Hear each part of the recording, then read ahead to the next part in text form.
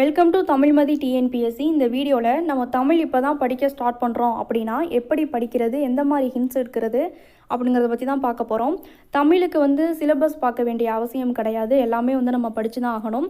இருந்தாலும் syllabus wise question பேப்பரில் எப்படி கொஷின் கேட்குறாங்க அந்த ஃபார்மேட்டை தான் நம்ம பார்க்க போகிறோம். இப்போ நடந்த 2024 குரூப் 4ல் பார்த்தீங்கன்னா எந்த மாதிரி டைப்பில் கொஷின்ஸ் கேட்டிருக்காங்க அப்படிங்கிறத பார்க்கும். ஃபஸ்ட்டு பாருங்கள், பொருத்துதல், பொருத்தமான பொருளை தேர்வு செய்தல், நூலாசிரியர்கள் அப்படின்னு கொடுத்துருக்காங்க.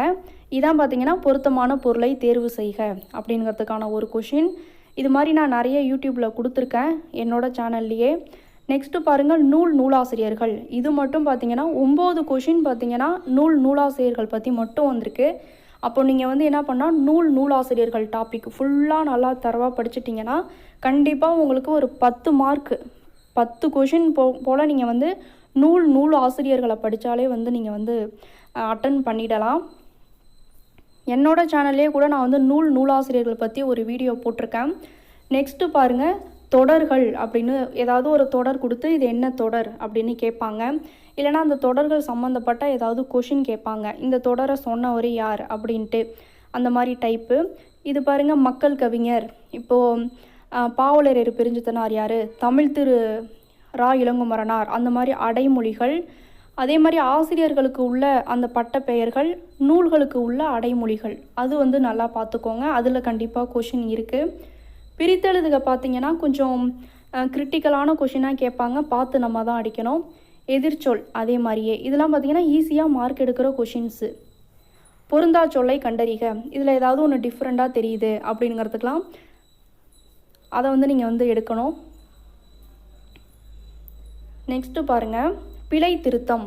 பிழை திருத்தத்துக்கு மட்டுமே 3 கொஷின் வந்திருக்கு. இதில் பாருங்கள், அந்த வல்லின மெய் எங்கே வரும், சந்தி பிழைகள் எங்கே வரும், இந்த லகர அதெல்லாம் மாறுறது எங்கே, மரபு பிழைகள்லாம் என்னென்ன அப்படின்ட்டு அந்த பிழைகளை அந்த தவறை திருத்தி சொல்லுங்கள் அப்படிங்கிறதுக்காக சிம்பிளாக. நெக்ஸ்ட்டு ஆங்கில சொல்லுக்கு நேரான தமிழ் சொல்.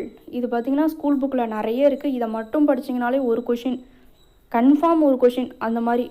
இங்கே பாருங்கள், இந்த லா எப்படி, ரா, நா, எந்தெந்த வேர்டுக்கு எந்தெந்த விஷயம் யூஸ் பண்ணணும் அப்படிங்கிறத பார்த்துக்கோங்க. ஓரெழுத்து ஒரு மொழி பார்த்திங்கன்னா 42 தான் இருக்குது.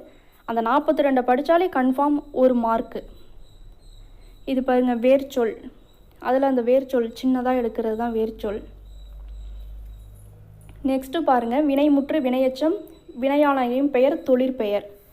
இந்த வேர்ச்சொல்லை வச்சு இந்த வார்த்தையை அமைங்க அப்படின்பாங்க. அப்போ இதில் கண்டிப்பாக நமக்கு இலக்கணம் தெரியணும். வினை முற்றுனா என்ன, வினை எச்சம்னா என்ன, வினையால் அணையும் பெயர்னா என்ன அப்படின்ட்டு அது தெரிஞ்சால் ஈஸியாக நம்ம அடிச்சிடலாம்.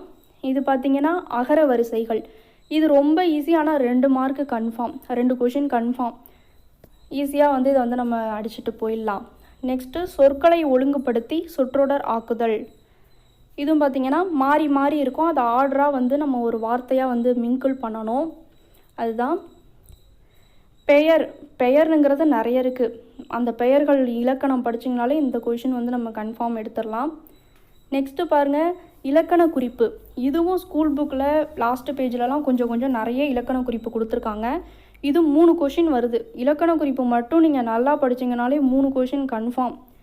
அதனால் இதெல்லாம் பார்த்திங்கன்னா கொஞ்சம் படித்து கன்ஃபார்ம் மார்க்கு அப்படின்னுங்கிற மாதிரி. அதனால் இதிலலாம் நம்ம நிறைய கான்சன்ட்ரேஷன் பண்ணணும். விடைக்கேற்ற வினா அமைக்க, இதெல்லாம் பார்த்திங்கன்னா ஈஸியாக நம்ம போட்டுட்டு வந்துக்கிட்டே இருக்கலாம்.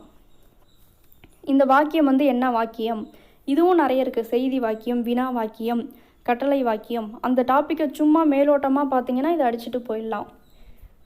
பிறவினை சொற்களை கண்டறிக. தன்வினைனா என்ன, பிறவினைனா என்ன, அந்த இலக்கணம் தான். எதுகை மோனை டாபிக் பார்த்திங்கன்னா எதுகை மோனை மட்டும் நீங்கள் பார்த்தீங்கனாலே கன்ஃபார்ம் 3-4 கொஷின் நம்ம அடிச்சிடலாம். நிறைய நீங்கள் படிக்க தேவையில்லை. அந்த ஃபார்மெட் மட்டும் இப்படி வந்தால் எதுகை, இப்படி வந்தால் மோனை அப்படிங்கிறத பார்த்துக்கோங்க. பழமொழி அப்படிங்கிற டாபிக், இதெல்லாம் நம்ம ஈஸியாகவே அடிச்சிடலாம். இருந்தாலும் இந்த மாதிரி ஃபார்மெட்லலாம் கேட்குறாங்க அப்படிங்கிறது தான். நெக்ஸ்ட்டு பகுதி ஆ பார்த்திங்கன்னா இதில் ஒன்றும் கிடையாது. திருக்குறளில் 25 அதிகாரம் கொடுத்துருக்காங்க. மற்றபடி 8 தொகை 8 நூல்கள், 10 பாட்டு 10 நூல்கள், 50 காப்பியம் 5, ஐஞ்சிறு காப்பியம் 5, 14 கீழ்கணக்கு நூல் 18, 14 மேல் கணக்கு நூல் 18. மேலே பார்த்தீங்கன்னா கம்பராமாயணம், ராவண காவியம். இவ்வளோதான், அதை நிறைய சொல்லியிருக்காங்க, அவ்வளோதான். இதில் நீங்கள் வந்து இந்த டாபிக் சொன்னோம் பார்த்தீங்களா, அதெல்லாம் என்னென்ன, அந்த நூல்கள்லாம் என்னென்ன, அதை புரிஞ்சுக்கிட்டு உள்ளே போய் படிக்க ஆரம்பிச்சிங்கனாலே போதும். நெக்ஸ்ட்டு பாருங்கள், பெரிய புராணம் சிற்றிலக்கியங்கள் என்ன. இந்த மனோன்மணியம், காவடி சிந்து இதெல்லாம் பார்த்திங்கன்னா 11th புக்கில் தான் இருக்கும். கண்டிப்பாக நம்ம வந்து 11th 12th படிக்கணும். இங்கே பார்த்திங்கன்னா ஆழ்வார்கள் கொடுத்துருக்காங்க, இதில் இல்லாத ஆழ்வார்களும் வருவாங்க. இப்போ திருமங்கை ஆழ்வார்லாம் எக்ஸாமில் கொஷின் பேப்பரில் வந்திருக்காரு. சித்தர்கள் பற்றி கன்ஃபார்ம் நல்லா படிச்சுக்கோங்க, ஓல்டு புக்கில் இருக்கலாம். நெக்ஸ்ட்டு பார்த்திங்கன்னா பகுதி இ. இதுக்கு பார்த்திங்கன்னா நான் ஒரு பேஜ் வந்து உங்களுக்கு காமிக்கிறேன். அதில் வந்து மொத்தம் ஒரு 50 ஆசிரியர்கள் தான் வருவாங்க. அந்த 50 பேரையும் எழுதி வச்சுக்கோங்க. இந்த மாதிரி எழுதி வச்சுக்கிறது எதுக்கு யூஸ் ஆகும்னா, யாருக்கு வந்து நம்ம இம்பார்ட்டன்ட் கொடுத்து படிக்கணும், இவங்கெல்லாம் எங்கெங்கே இருக்காங்க, எந்த புக்கிலலாம் இவங்கள படிக்கிறது அப்படின்னு தெரிஞ்சுக்கலாம். இப்போ பாரதியார் அப்படின்னா அவர் 8th 10th 11th 12th புக்கிலலாம் இருக்கார். அப்போ இவரை வந்து பற்றி நம்ம வந்து ஒரு ஐடியாவுக்கு வர முடியும். நெக்ஸ்ட்டு பாருங்கன்னா நிறைய பேர் மிஸ் ஆகுவாங்க. இப்போ சிற்பி பாலசுப்ரமணியம்லாம் பார்த்திங்கன்னா 11th 12th புக்கு படித்தா தான் வருவார். அப்போ இங்கே 10th வரைக்கும் நீங்கள் படிக்கிறப்பவே எந்தெந்த ஆத்தர்லாம் மிஸ் ஆகுறாங்க அவங்களெல்லாம் 11th 12th புக்கில் போய் நம்ம படிக்கணும். இந்த மாதிரி எப்பயுமே ஒரு குட்டி நோட்டு போட்டு வச்சுக்கிட்டு ஆல் சப்ஜெக்ட்டுக்கு வச்சுக்கோங்க, என்னென்ன சிலபஸ் என்னென்ன டாபிக்னு எழுதி வச்சுக்கிறது யூஸ்ஃபுல்லாக இருக்கும். இதில் 10th புக்கில் பார்த்தீங்கன்னா இன்டெக்ஸ் பேஜ் ஒரு மாதிரி இருக்கும். நம்ம வந்து எப்படின்னா நமக்கு ஏற்ற மாதிரி நம்ம சிலபஸ்க்கு ஏற்ற மாதிரி நம்ம வந்து இன்டெக்ஸ் பேஜ் வந்து எழுதிக்கணும். இப்போ அன்னை மொழியே அப்படின்னா அன்னை மொழியே நமக்கு தேவையில்லை, பாவலரேறு பெருஞ்சித்திரனார் அதில் இருக்கார், அதனால் அவர் நமக்கு கண்டிப்பாக தேவை. தமிழ் சொல் வளம் அதில் தேவநேய பாவாணர் அப்படின்னா நம்ம இந்தந்த லெசனில் இவங்கவுங்க இருக்காங்க அப்படின்னு ஒரு புரிதலுக்கு வந்துடலாம். ஈஸியாக வந்து படிக்கிறதுக்கு யூஸ்ஃபுல்லாக இருக்கும். அந்த ஹெட்டிங் உள்ளே போய் நம்ம சர்ச் பண்ணி பார்க்குறப்ப இவங்கள பற்றிலாம் இதில் இருக்குது, சிலபஸ் வைஸ் இவங்கள பற்றிலாம் நம்ம படிக்கணும் அப்படின்னு ஒரு ஐடியாவுக்கு நம்ம வந்துடலாம். இது மாதிரி பார்த்திங்கன்னா நீங்கள் எல்லா சப்ஜெக்ட்டுக்குமே பார்த்திங்கன்னா 11th 12th 10th எல்லாத்துக்கும் இன்டெக்ஸ் வந்து அதில் என்ன இருக்குதுன்னு எழுதி வச்சுக்கிட்டிங்கன்னா அது வந்து உங்களுக்கு யூஸ்ஃபுல்லாக இருக்கும்.